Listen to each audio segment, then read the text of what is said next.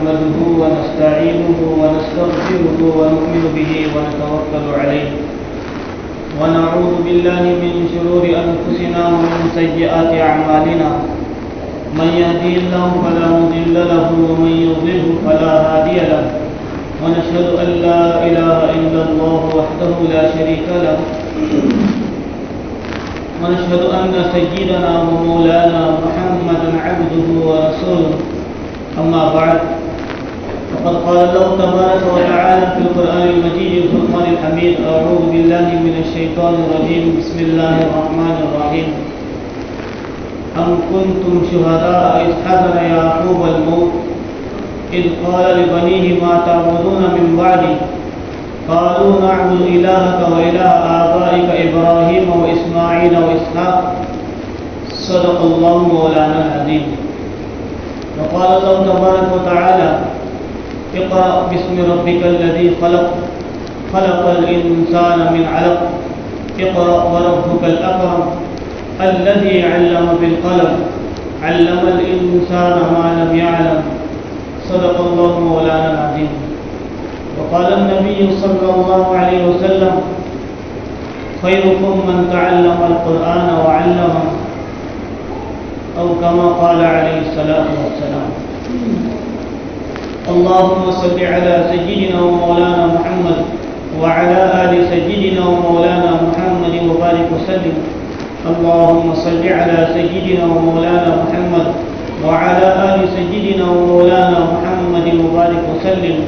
اللهم صل على سيدنا ومولانا محمد وعلى آل سيدنا ومولانا محمد وبارك وسلم. میرے محترم دوستوں اور بزرگوں اور عزیز دینی ایمانی بھائیوں،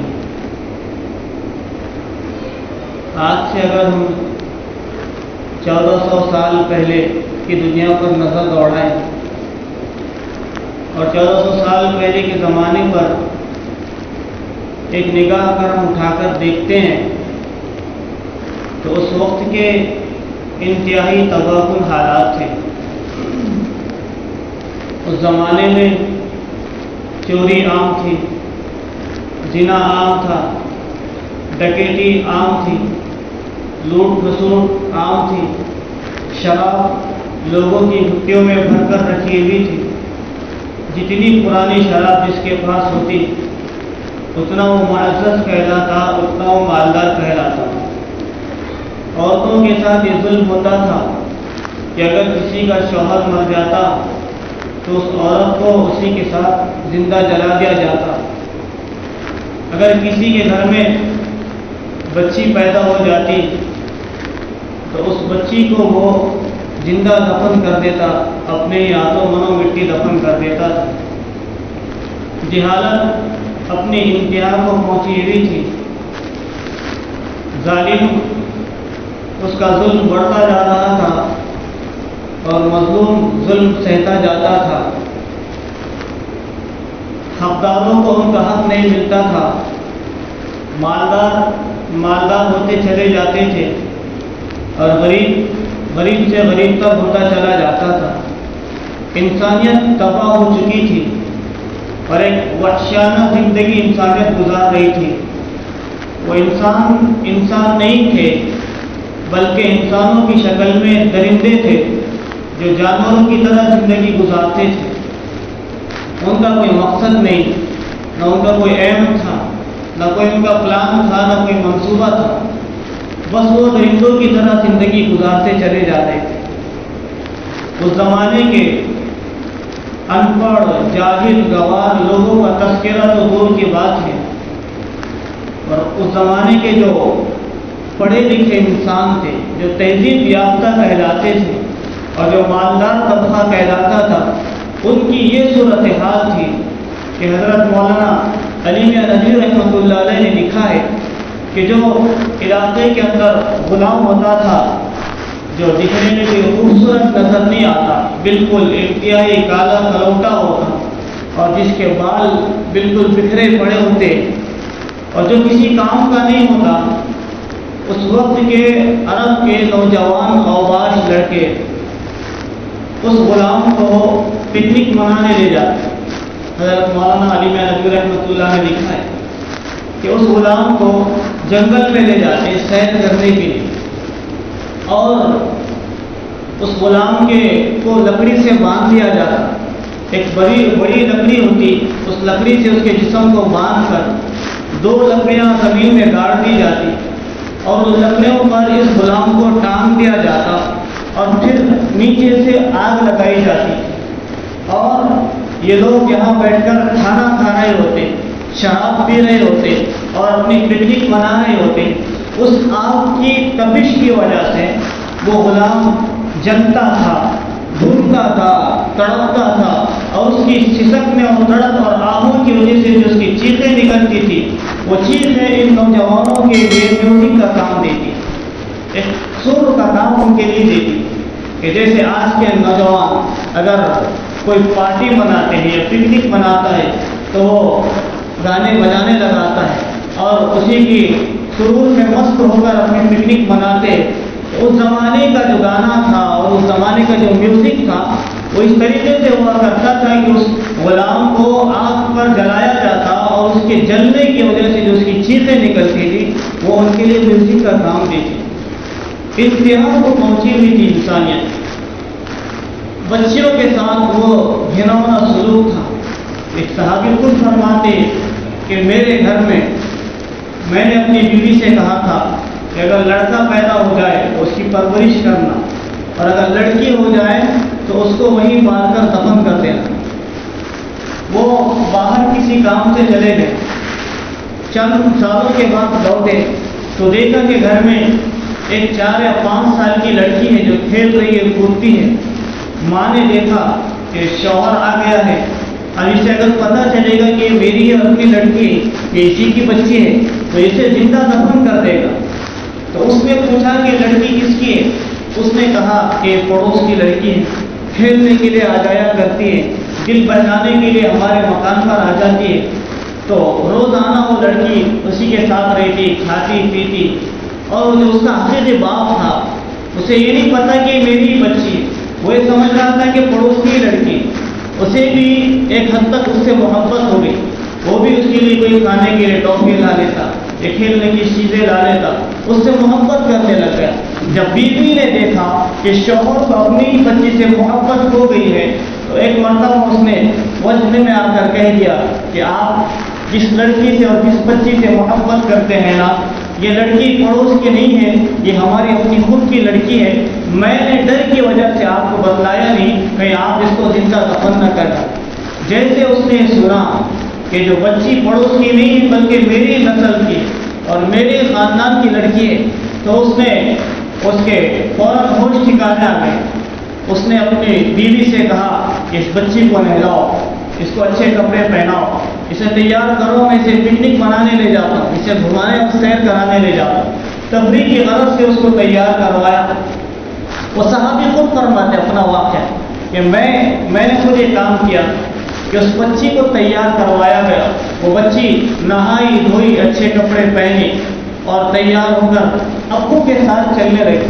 باپ راستے سے ایک ہاتھ میں فکاس لے لیا جس سے گڑھا کھودا جاتا ہے، بچی ساتھ چلتی ہے، باپ سے پوچھتی ہے کہ ابو ہمیں کہاں جانا ہے؟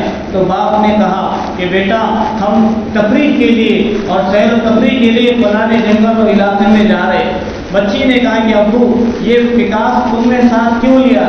تو کہنے لگا کہ نہیں، یہ کچھ کام آ جائے گا، میں نے اسی لیے اسے ساتھ لیا ہے۔ بہرحال وہ اپنی بچی کو لے کر وہاں پہنچتا ہے، جنگل کے اندر دور دراز سے مکانات سے بہت دور چلا جاتا ہے، تو وہاں وہ شخص کہتے ہیں صحابی کہ میں خود اپنے ہاتھوں سے گڑھا کھودنے لگا، گڑھا کھودتے کھودتے یہاں تک کہ میں گڑھے میں اتر جاتا ہوں اور اندر سے مٹی نکال کر باہر پھینکتا ہوں۔ بچی پوچھتی ہے کہ ابو جان آپ یہ گڑھا کیوں کر رہے ہیں، یہ مٹی باہر کیوں نکالتے ہیں؟ کہنے لگا کہ نہیں مجھے کچھ کام ہے۔ وہ بچی اپنے ہاتھوں سے اس باپ کی داڑھی میں جو مٹی لگ جاتی ہے اس داڑھی کو صاف کر رہی، ننھے معصوم ہاتھوں سے باپ کی داڑھی سے مٹی کو صاف کر دی جاتی ہے اور کہتی کہ ابو آپ مجھ سے مدد لے لیں۔ وہ خود مٹی کو باہر پھینکنے کے لیے اس کی معاون بنتی ہے، مددگار بن جاتی ہے۔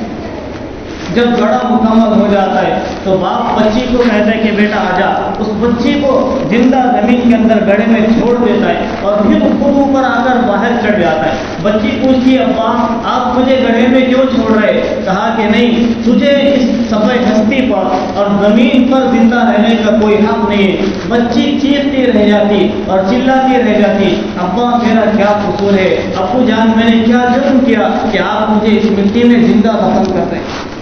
ایک تو مرا ہوا انسان اگر دفن کیا جاتا تو الگ صورت حال، یہ تو زندی جیتی جاگتی بچی اور ہوش و حواس والی ہے، جس نے اپنے باپ کے داڑھی پر مٹی لگ جائے تو اسے صاف کیا، وہی باپ اس کو چیختی چلاتی بچی کو مٹی کی نظر کر دیتا ہے اور من و من مٹی ڈال کر اسے زمین بوس کر دیتا ہے۔ یہ صورت حال کی زمانے جہالت کی 1400 سال پہلے، کہ باپ کو اپنی بیٹی سے محبت نہیں، شوہر کو اپنی بیوی سے محبت نہیں، بیٹے کو اپنی ماں سے محبت نہیں، بھائی کو اپنی بہن سے محبت نہیں۔ عورت کی یہ صورتحال بنی ہوئی تھی، انتہائی ظلم عورت پر اس زمانے میں ہوتا تھا، انتہائی ظلم کہ شوہر مر جائے تو اس کے ساتھ اسے زندہ جلا دیا جاتا ہے، اس کا کیا قصور ہے؟ ہمارے خود ہندوستان میں خود یہ رسم ہوئی، ستی کی رسم جسے کہا جاتا ہے، لیکن ایسے ماحول کے اندر، ایسے صورتحال کے اندر جب ظلم عام تھا، چوری عام تھی، ڈکیتی عام تھی، لوٹ کھسوٹ عام تھی، شراب اس زمانے میں عام تھی، اس وقت کے ماحول میں اللہ تعالیٰ نے سب سے پہلے جو قرآن پاک کی آیت نازل فرمائی تھی وہ تھی کہ اقرأ بسم ربک الذی خلق خلق الانسان من علق اقرأ وربک الاکرم الذی علم بالقلم علم الانسان ما لم یعلم، کہ پڑھو اپنے رب کے نام سے جس نے تمہیں پیدا کیا، پڑھو اس پروردگار کے نام سے جو تمہارا خالق ہے، جو تمہارا مالک ہے، جو تمہارا کریٹر ہے، جو تمہارا معبود ہے، وہی ہے جو ہواؤں کو چلاتا ہے، وہی ہے اللہ جو سمندروں کا نظام چلائے ہوئے ہے، وہی اللہ ہے جو سورج کو تپش کے ساتھ اس کی گرمی برساتا ہے، وہی اللہ ہے جو چاند کی ٹھنڈی روشنی دنیا میں برساتا ہے، وہی اللہ ہے جس کے اشارے سے زمین کے درخت کا ایک پتا بھی نہیں گر سکتا، وہی اللہ ہے جس کی اجازت کے بغیر پانی کا ایک قطرہ نہیں برس سکتا، وہی اللہ ہے جو ساری کائنات کا نظام چلا رہا ہے۔ اس رب کے نام سے پڑھو۔ تقاضا تو اس بات کا تھا کہ کوئی شراب کی حرمت کی آیت نازل ہو جائے گی، ضرورت تو اس بات کی تھی کہ عورتوں کے ساتھ انصاف کیا جائے، ایسی کوئی آیت نازل ہوگی، ضرورت تو اس بات کی تھی کہ چوری کے بارے میں جو حکم آ جاتا، ضرورت تو اس بات کی تھی کہ زنا کی سنساری کا حکم پہ اتر جاتا، لیکن ان سب جرائم کو ایک طرف رکھتے ہوئے اور ان سب مظالم کو ایک طرف رکھتے ہوئے اور ان سے سب پہ نظر کرتے ہوئے قرآن کریم نے ایک عجیب انداز اپنایا ہے۔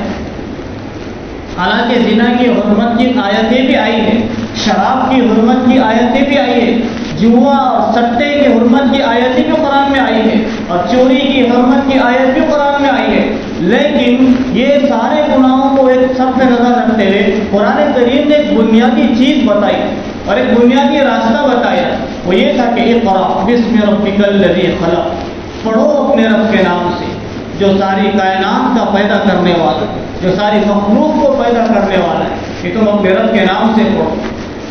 اس سے پہلے بھی کئی مرتبہ کہا گیا کہ دنیا میں علم حاصل کرنے سے کسی نے منع نہیں کیا، کوئی بری بات نہیں ہے، آپ سائنس پڑھو، آپ ٹیکنالوجی کے علم پڑھو، آپ بایولوجی پڑھو، آپ سوشولوجی پڑھو، آپ فزکس پڑھو، آپ الجبرا اور جیومیٹری پڑھو، آپ سب کچھ پڑھو، لیکن یاد رکھو اللہ کو اور اپنی حقیقت کو نہ بھولو، اپنے رب کے نام سے پڑھو، اپنے رب کے نام سے پڑھو۔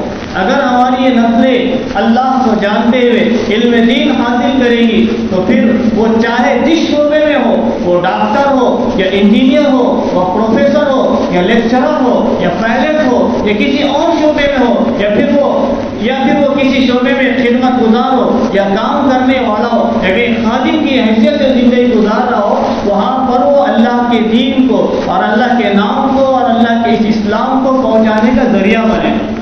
لیکن کیا شرط لگائی گئی کہ اپنے رب کے نام سے پڑھو. مفسرین نے لکھا ہے کہ یہاں یہ نہیں بتلایا گیا کہ کیا پڑھنا ہے، کیونکہ اللہ جانتے تھے 1400 سال بعد بھی بہت سارے نئے علوم آئیں گے، بہت سارے کورسز دنیا میں ایجاد ہوں گے اور بہت سارے سلیبس دنیا میں آئیں گے.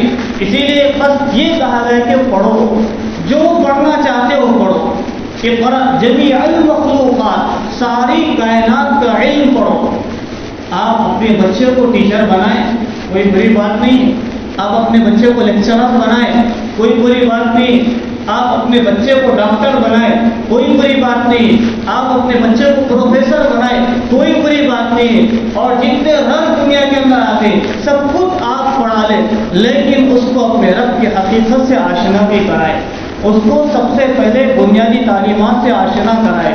اسے بتائے کہ تیرا رب کون ہے، تیرا خالق کون ہے، تیرا مالک کون ہے، تیرا کریٹر کون ہے، تجھ کو کھلانے والا اور تجھ کو پلانے والا، تجھ کو مارنے والا اور تجھ کو جلانے والا، تجھ کو قیامت کے دن دوبارہ زندہ کرنے والا اور یہ ساری کائنات کا نظام چلانے والا کون ہے. یہ بات اپنے بچوں کے ذہن میں بٹھانا ضروری ہے، اپنی آنے والی نسلوں کے ذہنوں میں بٹھانا انتہائی ضروری ہے. کہ کوئی بھی قوم جب ترقی کرتی ہے تو اس قوم کی ترقی اس کے کپڑوں سے نہیں ہوتی ہے، اس کے جوتے اور چپل سے نہیں ہوتی ہے، اور نہ ہی اس کے اچھے مکانات اور اچھی بلڈنگ سے ہوتی ہے، بلکہ اس قوم کی ترقی کا معیار وہ علم ہے. علم و بنیادی چیز ہے. اگر کسی قوم کے اندر وہ آ جائے تو قوم ترقی کی راہوں پر گامزن ہو جاتی ہے، اور اگر یہی علم کی چشموں سے دور ہو جاتی ہے تو پھر یہ تنزلی کا شکار ہوتی چلی جاتی ہے. آج علم کو ہم نے کمائی کا ذریعہ سمجھ لیا ہے، حالانکہ علم یہ ترقی کا ضابطہ تھا، یہ ترقی کا سبب تھا اور ذریعہ تھا. کوئی بھی قوم ترقی جبھی کیا کرتی تھی جب اس کے نوجوان اور اس کے متوالے علم کے رکھنے والے ہوتے. کسی بھی ترقی یافتہ ملک کو اگر آپ دیکھو گے تو اس کی ترقی کے پیچھے جو راز ہے وہ علم ہے. انہوں نے علم کی ترقیاں، علم کی راہوں میں ترقی گامزن کرتے چلے گئے تو اللہ نے ایسے ممالک کو ترقیاں دیا. اور جو ممالک علم کے اندر پیچھے رہے وہاں نہ کوئی ترقی ہے اور نہ کوئی نیا رائج نظام آیا ہے.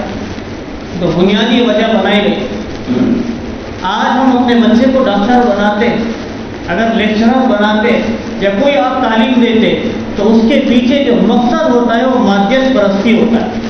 کہ بچے کو بچپن سے یہ بات بتائی جاتی ہے کہ بیٹا تجھے ڈاکٹر بننا ہے، بیٹا تجھے پروفیسر بننا ہے. کیا کرنا ہے؟ 50,000 روپے تنخواہ ہوگی اور 60-70 ہزار روپے تجھے کمانا ہوگی. انجینئر بنے گا تو گھر بیٹھے 1 لاکھ ماہانہ تجھے تنخواہ آئے گی. یہ بات ذہنوں میں بچوں کے بٹھائی جا رہی ہے. کسی کو یہ سوچ کر ڈاکٹر نہیں بنایا جا رہا ہے کہ بیٹا تجھے قوم کا خادم بن کر ڈاکٹر بن کر زندگی گزارنا ہے، تجھے ملت کا درد رکھنے والا دل اپنے سینے میں رکھنا ہے. اگر یہ بچے ڈاکٹر بنیں گے، اگر یہ بچے انجینئر بنیں گے اور یہ بچے پروفیسر بنیں گے اور لیکچرر بنیں گے اور ٹیچر بنیں گے، چاہے جو کچھ بنیں گے، اگر اپنے دل میں اللہ کا خوف ہوگا تو پھر یہ چاہے جس شعبے کے اندر ہو اس شعبے میں دین کی دعوت کے پھیلانے کا ذریعہ بنے گا. چاہے جس شعبے میں وہ شعبہ ہوگا دین کا داعی بنے گا. ایک ڈاکٹر اپنی ڈاکٹری میں اللہ کے دین کو پہنچائے گا، ایک پروفیسر اپنی پروفیسری میں اللہ کے دین کو پہنچائے گا. پھر وہ سمجھے گا کہ قوم کا کس طریقے سے خدمت کی جائے، فلانا ٹیسٹ کیا جائے اور یہ ٹیسٹ کیا جائے، اور اس ٹیسٹ کے اندر ایک غریب مرتا چلا جاتا ہے اور پستا چلا جاتا ہے. پھر آخر میں صورتحال اس کی بیان کی جاتی ہے کہ آپ کو فلاں بیماری ہوئی. ایک وقت وہ تھا کہ جس زمانے میں نہ کوئی ٹیسٹ ہوا کرتا تھا اور نہ کوئی ٹیکنالوجی تھی. جتنا زمانے نے ترقی کی اتنا ہی مشکلات عام ہوتے چلے گئے. ایک زمانہ وہ بھی تھا کہ جب ایسے حکیم ہوا کرتے تھے اور ایسے ڈاکٹرز ہوا کرتے تھے جو انسان کے نبض دیکھ کر بتلا دیتے کہ کیا بیماری ہے، کہ کس بیماری میں مبتلا ہے. آج سب کچھ پڑھنے کے بعد بھی پھر یہ سوال ہوتا ہے کہ بتاؤ کیا پریشانی، کیا تکلیف ہے. پھر وہ بیماری لکھنے کے بعد اس کا معالجہ لکھتا ہے، اس کے علاج کی تشخیص کرتا ہے. ایک وہ زمانہ تھا کہ دارالعلوم دیوبند کے اندر ایک بہت بڑے حکیم گزرے جو نابینا تھے. حضرت مولانا اشرف علی تھانوی رحمۃ اللہ علیہ نے اپنے خادم سے کہا کہ کہ جاؤ میری دوا ہے فلاں حکیم صاحب کے پاس سے لے کر آؤ. حضرت مولانا جو بھی بیماری تھی شوگر کی غالباً، وہ گیا حکیم صاحب کے پاس حضرت کی دوا لانے کے لیے. آواز لگا کر اس نے کہا کہ حکیم صاحب حضرت کی دوا دے دیجیے. حکیم صاحب نے اس کی آواز کو سن کر پہچان لیا تھا کہ ٹھیک ہے میں تو ان کو ان کی دوا دے دیتا ہوں، لیکن تیری آواز سے مجھے ایسا لگتا ہے کہ تجھے بھی بلڈ پریشر کی بیماری ہوگی، تجھے بھی بلڈ پریشر کی بیماری ہوگی، تیرا بی پی لو ہو چکا ہے، اس کا بھی علاج کروانا پڑے گا. جو آوازوں کو دیکھ کر اندازہ لگا دیا کرتے تھے کہ کون سا پیشنٹ آیا، کس بیماری کا ہے. بڑے ماہر حکیم گزرے. ایک وقت کچھ لوگوں کو شرارت سوچی. لوگوں نے کہا کہ بھئی یہ تو نابینا ہے، انہیں دکھائی نہیں دیتا، اور یہ ہاتھ دیکھ کر پہچان لیتے. مرد اگر ہوتے تو نفس پکڑ لیتے اور کہتے کہ آپ کو فلاں بیماری ہے، اس کا علاج کرنا پڑے گا. اور اگر عورتیں ہوتی تو عورتوں کے لیے ہاتھ نہ پکڑتے، بلکہ عورت کے ہاتھ میں دھاگا باندھ دیا جاتا اور وہ دھاگا حکیم صاحب کے حوالے کیا جاتا. اس دھاگے کو پکڑ کر بتاتے تھے کہ اس عورت میں کیا بیماری ہے. یہ مزاج. کچھ لوگوں نے شرارت سوچی. ایک بھینس کو دھاگا بن کر لائے، بھینس لائے پکڑ کر اور اسے دھاگا باندھ دیا، اور اس دھاگے کو ایک شخص نے حکیم صاحب کے پاس دیا. حکیم صاحب اندر بیٹھے رہے پردے میں. حضرت سے کہا کہ حکیم صاحب یہ میری بیوی ہے، پتہ نہیں اسے کیا بیماری ہو گئی ہے، آپ ذرا اسے دیکھ کر بتائیں اور اس کا علاج تشخیص کریں. حکیم صاحب نے دھاگے کو اپنے ہاتھ میں لیا اور فوراً کہا کہ تمہاری بیوی کو گھاس کھانے کی زیادہ ضرورت ہے، وہ بھوک سے مر رہی ہے، اسے گھاس کھلاؤ. دیکھ کر دھاگے کو دیکھ کر پہچان. ایسے حکیم ہوا کرتے. اور آج کا ڈاکٹر آپ چلے گئے کہیں گے کہ کون ٹیسٹ کروائے ہیں، فلانا ٹیسٹ کروا رہا ہے، اور پھر پہلے سوال پوچھنے کہ کیا ہو رہا ہے، سر میں درد ہو رہا ہے، اچھا ٹھیک ہے، پیٹ کا درد ہے، ٹھیک ہے. یہ سارا کا سارا لکھتا چلا جائے گا. پھر اس کے بعد علاج کی تشخیص ہوتی ہے. ایک وہ زمانہ ہے اور ایک یہ زمانہ ہے. اسے ترقی کا زمانہ کہتے ہیں، ماڈرن زمانہ کہا جسے کہا جاتا ہے، ترقی یافتہ زمانہ اور دور جسے کہا جاتا ہے کہ جتنی ترقیات بڑھی ہے اتنے ہی دشواریاں زیادہ بڑھتی چلی. ڈاکٹر اپنے ڈاکٹری میں اگر اللہ کے نام سے پڑھے گا، دین کی تعلیم کے ساتھ اگر وہ پڑھے گا، تو پھر واقعتاً وہ MD ڈاکٹر کی ڈگری لے کر بیٹھا ہو، وہ 300 روپے کے بجائے وہ کہے گا کہ 50 روپے میں میرا پیٹ بھر جاتا ہے، میں قوم کی خدمت کے لیے ڈاکٹر بنا. اور ایسے لوگ اگر پیدا ہوں، ایسے متوالے اگر پیدا ہوں، تو اسی لیے بنیاد بنایا گیا تعلیم کو، دین کی تعلیم کو. آپ دنیا کے کسی شعبے سے اپنے بچوں کو آراستہ کرائیں، کوئی عالم آپ کو دنیا کا نہیں روکتا، کوئی نہیں روکتا ہے. بس وجہ یہ ہے سب سے بڑی کہ اپنے بچوں کو دین کی تعلیم سے بھی آراستہ کرائیں. میں نے بات اس وجہ سے چھیڑی ہے کہ آج رمضان کے بعد کا یہ پہلا جمعہ ہے، اور جنگی دنوں کے اندر دینی مکاتب کے قیام اور دینی مکاتب کے سلسلہ شروع ہونے کا مرحلہ آ رہا ہے. مکاتب شروع ہونے جا رہے ہیں، اور اسی کے ساتھ ساتھ تھوڑے دنوں کے بعد اسکولس کی بھی چھٹیاں ختم ہو جاتی ہیں. سرکاری اسکول اور دینی تعلیم، دینی مکاتب دونوں کی چھٹیاں آس پاس ہی چل رہی ہیں. 25-35 دن کا ایک فرق ہو رہا ہے آج کل. تو میرے یہاں دونوں بھی تعلیم ہے، یہ بھی تعلیم ہے اور وہ بھی تعلیم ہے، کوئی بری بات نہیں. لیکن ہمارے کہنے کا جو مقصد ہے وہ یہ ہے کہ انہیں اپنے بچوں کو اور اپنے آل اولاد اور اپنی نسلوں کو دین کی تعلیم سے بھی آراستہ کرائیں.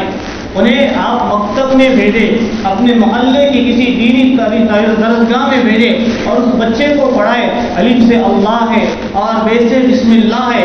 آج وہ کانوینٹ کے اسکول میں جا کر اور پتہ نہیں انگلش اسکول میں جا کر وہ کیا کیا نہیں سیکھ رہا ہے کہ eating sugar, no papa, A for apple, B for ball, C for cat, اور یہ اور وہ یہ چیزیں اسے سکھلائی جاتی ہیں. حالانکہ جس تعلیم کا مقصد تھا کہ جب بچہ بولنا سیکھے تو سب سے پہلے اس کے منہ سے جو لفظ نکلے وہ اللہ نکلے، اللہ سب سے پہلا لفظ. روایتوں میں آتا ہے کہ جب کوئی عورت حاملہ ہوتی ہے، بچہ اس کے حمل سے ہوتا ہے، تو اس کو صبح میں روزہ رکھنے کا ثواب ملتا ہے. ایام حمل میں جب وہ گزرتی ہے تو دن میں روزہ رکھنے کا اسے ثواب ملتا ہے، اور رات میں نفل عبادت کرنے کا اللہ اسے ثواب دیتے ہیں. اور پھر روایت میں آتا ہے کہ جب اس عورت کو درد جب اٹھتا ہے اور اس بچے کی ولادت کی وجہ سے جو تکلیف ہوتی ہے اس پر اللہ تعالیٰ اس عورت کی مغفرت فرما دیتے ہیں، اسے ایک حج کا ثواب دیتے ہیں. اور پھر روایتوں میں آتا ہے کہ جب وہ بچے کو جنم دے دیتی ہے اور ماں باپ اس کی تربیت کرنا شروع کرتے ہیں، اور جب بچہ بولنا لگتا ہے، بولنا شروع کرتا ہے، بات کرنا چاہتا ہے، جیسے ہم چاہتے کہ بچے نے اگر غلطی سے ابو بول دیا تو ماں خوشی سے پھولے نہیں سماتا، امی اگر کہہ دیتا ہے تو ماں خوشی سے پھولے نہیں سماتی۔ ہر کوئی یہ کوشش کرتے ہیں بیٹے ابو کہو، بیٹے امی کہو، بھیا کہو، دیدی کہو، دادا کہو، یہ چیز سکھلائی جاتی ہے۔ اللہ کے رسول صلی اللہ علیہ وسلم فرما رہے ہیں اگر کوئی ماں باپ اس بچے کی طور پر تربیت کرتے کہ اس کی زبان سے سب سے پہلا نکلنے والا لفظ اللہ ہوتا ہے، اللہ زندگی کا سب سے پہلا لفظ اگر اس کی زبان سے نکلنے والا اللہ ہوتا ہے تو اس کے اللہ کہنے کی وجہ سے اللہ ماں باپ کی مغفرت کر دے، ان کی مغفرت ہو جائے۔ حضرت عیسیٰ علیہ السلام ایک قبر کے پاس سے گزر رہے ہیں، دیکھا کہ مردے کو عذاب ہو رہا ہے، وہ جہنم کی گرمی میں جھلس رہا ہے۔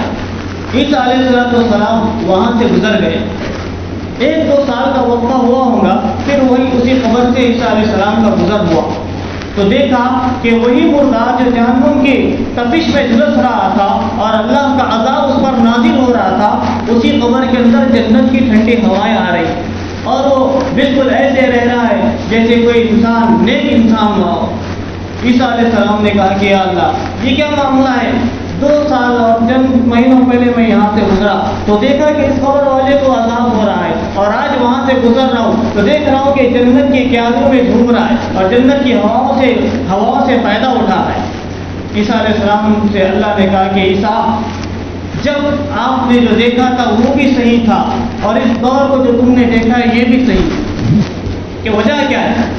کہا کہ جب اس کا انتقال ہو رہا تھا تو اس نے اپنے پیچھے اپنی بیوی کو حاملہ چھوڑا اور کچھ پونجی اپنی بیوی کے حوالے کی تھی اور کہا تھا کہ جو بھی مجھے اولاد پیدا ہو جائے میری اولاد کی اس پیسوں کے ذریعے تربیت کرنا، اسے دینی تعلیم سے آراستہ کرانا۔ یہ کہہ کر وہ اپنے کام سے نکل گیا اور اس کا انتقال ہو گیا۔ بہرحال اس کا انتقال ہوا، اس کی بیوی کو اولاد ہوئی، وہ بچہ خود چلنے کے لائق ہوا تو اس کی بیوی نے اس بچے کو کسی مکتب کے مولانا کے پاس داخلہ دلوایا۔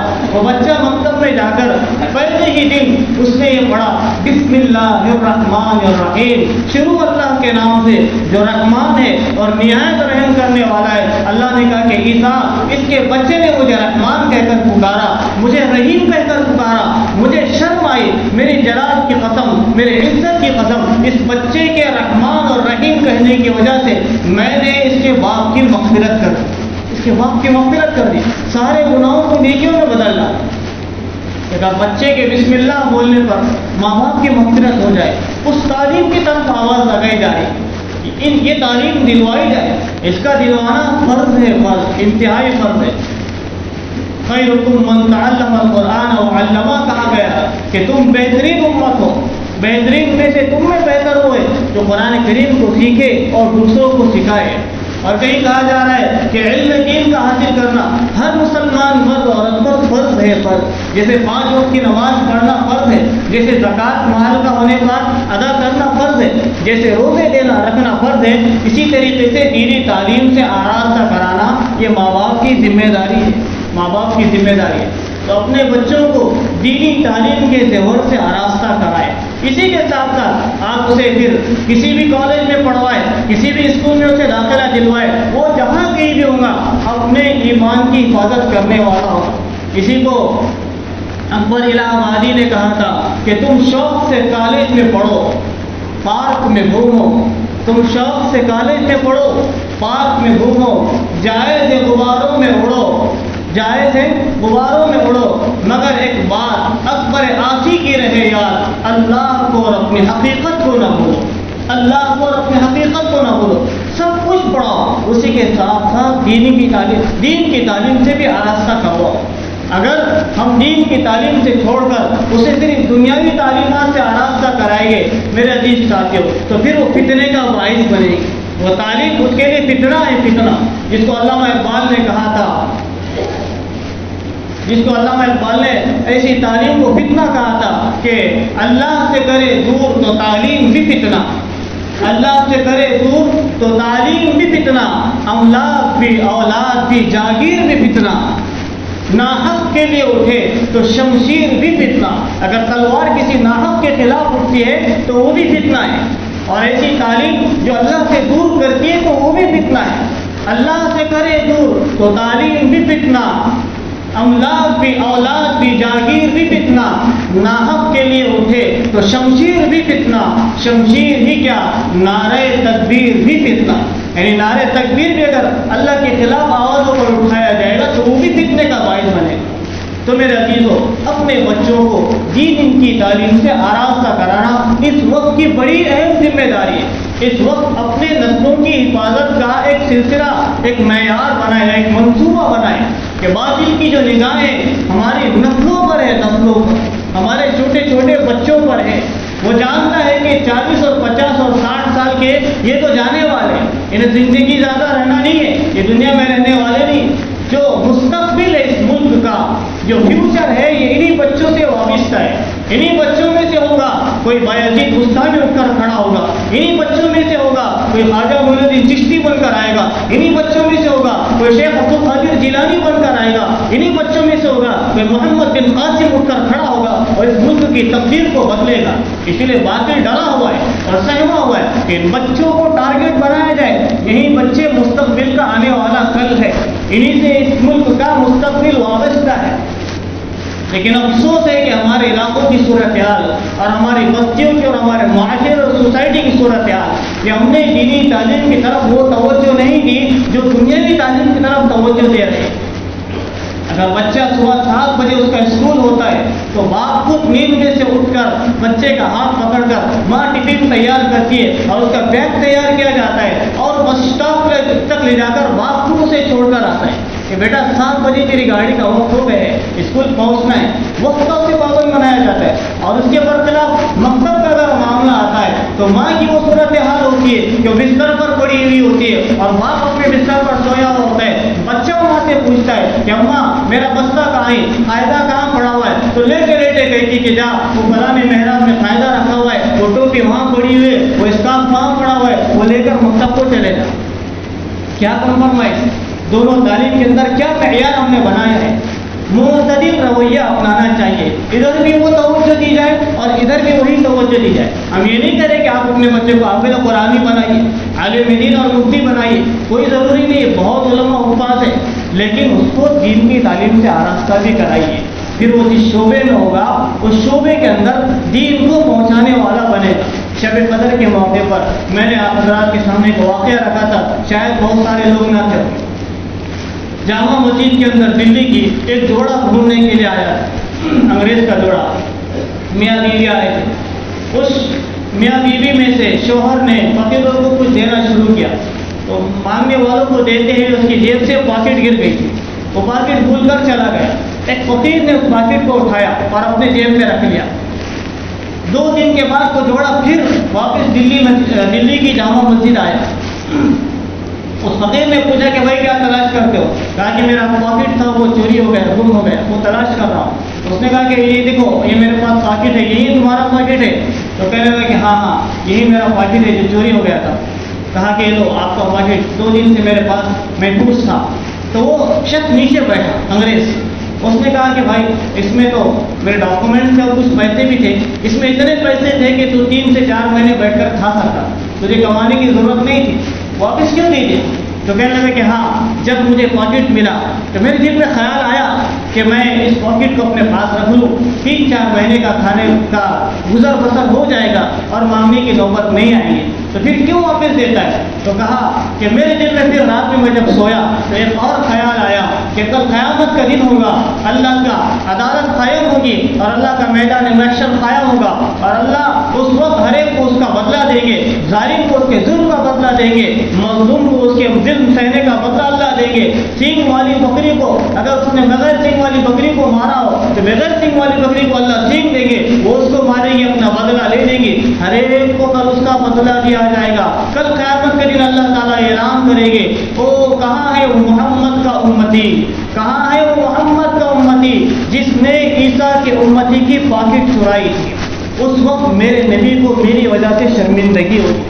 مجھے اس احساس نے اس پاکٹ کو واپس کرنے پر آمادہ کیا. وہ جو انگریز تھا اس نے کہا کہ جب دین ایسا ہو جس کی بنیادیں ایسے ہو کہ جس کا بھیک مانگنے والا فقیر بھی اللہ کے ڈر سے کانپتا ہو تو پھر اس دین کا کلمہ پڑھنے میں مجھے کوئی تردد نہیں ہونا چاہیے. اس نے وہیں پر وہ کلمہ پڑھا اور اسلام قبول کیا. فقیر اپنے فقیر کے شعبے میں بھی اسلام کو پھیلانے کا ذریعہ بن رہا ہے. ایک ڈاکٹر اپنے ڈاکٹری کے شعبے میں بھی اسلام کو پھیلانے کا ذریعہ بن رہا ہے. تو آپ سے التجا ہے, درخواست ہے کہ جیسے دنیاوی تعلیم پر ہم اپنے بچوں کی توجہ دے رہے ہیں اس سے کہیں پٹ زیادہ ہمیں دینی تعلیم کی طرف توجہ دینے کی ضرورت ہے. حضرت مولانا علی بن ندوی رحمۃ اللہ علیہ نے کہا تھا کہ آپ کے پاس کچھ پیسے رکھے ہوئے ہو اور وہ حرام کے پیسے ہو جس سے آپ اپنے بچے کا پیٹ بھر سکتے ہو اور ایک طرف اس کی تعلیم کا مقصد ہو, عنوان ہو, تو آپ دونوں میں سے کیا کریں گے؟ دونوں میں سے اسے کیا دلوائیں گے کہ بھائی اگر یہ بچے کا پیٹ نہ بھرے گا تو یہ مر جائے گا اور پیسہ حرام کا رکھا ہوا ہے اور ایک طرف دین کی تعلیم کا عنوان بنایا ہوا ہے, دونوں میں سے کس چیز کو اپنائیں گے؟ تو مولانا نے کہا تھا حرام کا لقمہ اس کے پیٹ میں چلا جائے گا, اس کی جان تو بچ جائے گی لیکن ایمان اس کا چلا جائے گا. اس سے بہتر ہے کہ وہ بھوکا مر جائے, اسے دین کی تعلیم دلوائے, اس کا ایمان تو آخر بچ جائے گا. کہ اپنے بچوں کے ایمان کی فکر کرے. جگہ جگہ پر, موڑ موڑ پر, ہر معاشرے میں آج کل کے اسکول کی صورتحال ہو گئی ہے کہ بچوں کے دلوں سے ایمان کو سلب کیا جا رہا ہے. غیر مسلم اسکول کی بات نہیں, مسلمان اسکول کی بات کہ ڈانس کروایا جا رہا ہے اور اپنے بچوں کو نچوایا جا رہا ہے اور اس پر سونے پر سہاگا یہ کہ ماں باپ خود اس کے ناچنے اور ڈھونکنے کو دیکھ کر خوش ہوتے اور مسرت کا اظہار کر رہے کہ واہ واہ میری بچی اسٹیج پر آ کر ناچ رہی, میرا بچہ کیا اچھے انداز میں ڈانس کرتا ہے. ماں باپ اس پر خوش ہے اور ان کی طرف سے توجہات دی جا رہی ہے کہ اس کو ناچنے اور ڈانس کروانے والے اسکول میں داخلہ دلوایا جائے. اور نام ہے اسکول کا اسلامک کے نام سے, انگلش عربک اسکول جس کا نام رکھا جا رہا ہے کہ دونوں تعلیم یہاں پر دی جاتی ہے. عربک کے نام پر ہمارے بچوں کی دینی تعلیم کے جنازے اڑا دیے گئے کہ نہیں ہم بچے کو مکتب میں نہیں بھیجتے. کیوں نہیں بھائی؟ کہ فلانا اسکول میں عربی تعلیم بھی دلوائی جاتی ہے. 9 گھنٹے انگلش اور دوسرے کورسز کے ہوتے ہیں اور ایک ایسا گھنٹہ ہوتا ہے جس میں عربی تعلیم کا ایک معلم آ کر کچھ دینی تعلیم دے کر چلا جاتا ہے. کیا بیلنسنگ ہے دونوں کے اندر؟ یہ تو ان بیلنسنگ معاملہ ہو گیا کہ زیادہ توجہ دی جا رہی ہے دنیاوی تعلیم پر اور عربک کا نام لے کر اپنے بچوں کو مکاتب سے دور کیا جا رہا ہے. ابھی وقت ہے قریب میں مکاتب کھلنے ہی والے, تمامی علاقوں کے اپنے اپنے علاقوں میں مساجد میں الحمدللہ مکاتب کا نظام چلتا ہے. تو کچھ ایسا منصوبہ بنائیں 6 سال 7 سال کے جب بچے ہو جائے تو انہیں مکتب کی تعلیم دلوانے کے لیے آپ آراستہ کریں, مکاتب کی تعلیم کے لیے مساجد کو انہیں بھیجیں. یہی بچے جو آپ کا مستقبل میں بڑھاپے کا سہارا بننے والے, یہی بچے جو آپ کے لیے جنت میں لے جانے کا ذریعہ بنیں گے. اگر ان کی تعلیم و تربیت نہیں ہوگی تو یہی بچے جہنم میں لے جانے کا ذریعہ اور سبب بھی بنیں گے اور یہی بچے ہوں گے اور یہی نسلیں ہوں گی جو کل کو ہاتھ اٹھا کر باپ کو تماچا مارے پھر آئیں گے کہ مولانا کوئی دعا بتلا دیجیے, کوئی پریشانی بتلا, اس دعا کا پریشانی کا حل بتلا دیجیے کہ بچہ بات سنتا نہیں ہے, بچہ مجھے مارتا ہے, میری بات نافرمانی کرتا ہے. یہ بات کی صورتحال پیدا نہ ہو, اسی وجہ سے اپنے بچوں کی ابھی بچپن سے تربیت کا ایک نظام بنایا جائے. مکاتب کی صورتحال بالکل قریب کھلنے کے لیے آپ اپنے علاقے میں جہاں کہیں بھی رہتے ہو وہاں کے مکاتب کو دیکھیں اور اپنے بچوں کو جیسے اسکول کو روانہ کر کے آتے ہو اور وہاں تک چھوڑ کر آتے ہو اسکول کی بس اسٹاپ تک, ایسے ہی اپنے بچوں کو مکتب کے عالم دین اور حافظ صاحب کے پاس لا کر چھوڑے اور ہفتے میں ایک مرتبہ نظام بنائے کہ مولانا بچہ کیا پڑھ رہا ہے. بس وہ صورت حال ہے ایک مرتبہ چھوڑ دیتے تو 2 سال 3 سال تک دیکھتے نہیں اور پھر وہ رویا جاتا ہے کہ 3 سال ہو گئے بچے کا فائدہ ختم نہیں ہو رہا, قرآن شروع نہیں ہو رہی اور ابھی تک یہی پڑھ رہا ہے, اس کے آگے بڑھتا ہی نہیں. یہ باتیں نہ ہونے پائے, اس لیے آپ خود ہفتے میں ایک مرتبہ, اتوار کا دن ہوتا ہے, چھٹی کا موقع ہوتا ہے, اس موقع پر آئے اور مکتب کے استاد سے بات کریں, ان کا موبائل نمبر اپنے پاس رکھیں کہ میرے بچے کی تعلیم کی کیا صورت ہے, کیا پڑھ رہا ہے, ابھی کہاں تک پہنچا ہے اور آگے نہیں پڑھ رہا تو کیوں نہیں پڑھ رہا ہے, اس کی وجہ تلاش کریں. پھر اس کے گھر پہ آنے کے بعد کہا جائے ماں باپ کا یہ کام ہوتا ہے. استاد 30% محنت کرتا ہے, بات یاد رکھیں 30%. ماں باپ کا یہ کام ہے کہ 70% محنت ماں باپ کرے. بیٹا آج مکتب میں کیا پڑھایا گیا, کون سی دعا سکھائی گئی, کھانے کی دعا سناؤ تو صحیح, سونے کی دعا سناؤ, کھانا کھا رہا ہے بیٹا دعا پڑھ کے کھاؤ. یہ ماں باپ کا کام ہے کہ اس تعلیم کو ایک پریکٹیکل کی شکل دینا چاہیے. کہنے والا بھی عمل کا محتاج ہے, سننے والے بھی عمل کے محتاج ہے. اللہ تعالیٰ ہم سب کو کہنے اور سننے سے زیادہ عمل کی توفیق عطا فرمائے. آمین. وآخر دعوانا الحمد للہ رب العالمین.